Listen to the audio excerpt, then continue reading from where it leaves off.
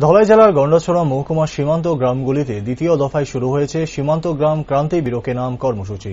প্রসঙ্গত, আসন্ন স্বাধীনতা দিবসটিকে যথাযোগ্য মর্যাদায় পালন করার উদ্দেশ্যে দেশের কেন্দ্রীয় সরকার সীমান্ত গ্রাম ক্রান্তি বিরোকে নাম নামক কর্মসূচি হাতে নিয়ে দেশের বিভিন্ন সীমান্ত গ্রামগুলিতে ব্যাপক প্রচার এবং কর্মসূচি ইতিমধ্যেই শুরু করেছে।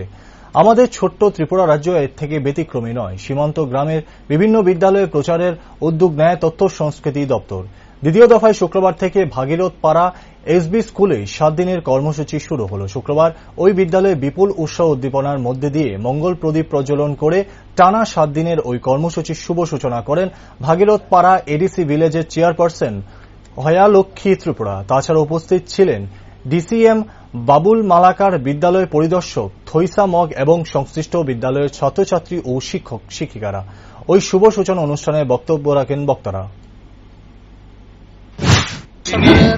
এবং গন্ডাছড়া মহকুমার প্রশাসক এবং আইসিটি দপ্তরের ৭৫তম সীমান্ত গ্রাম বিরুকার নামে যে প্রোগ্রাম, আমরা প্রত্যন্ত একজন ভগীরথপাড়াতে আমরা আজকে ওপেনিং প্রোগ্রামে আমাদের ভগীরথপাড়া এসবি স্কুলে আমাদের অনুষ্ঠান এইমাত্র আরম্ভ হয়েছে। 7 দিন ব্যাপী চলবে।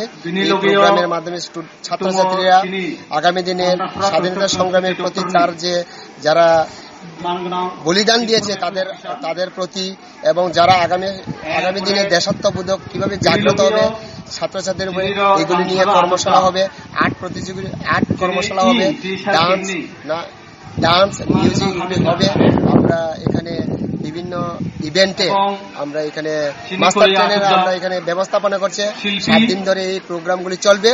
এই প্রোগ্রামের মাধ্যমে ছাত্রছাত্রীরা আগামী দিন এখান থেকে যারা প্রথম দ্বিতীয় হবে, আগামী 3 তারিখে এগুলি যাচাই করে আমাদের মহকুমা স্তরে এটা যাবে।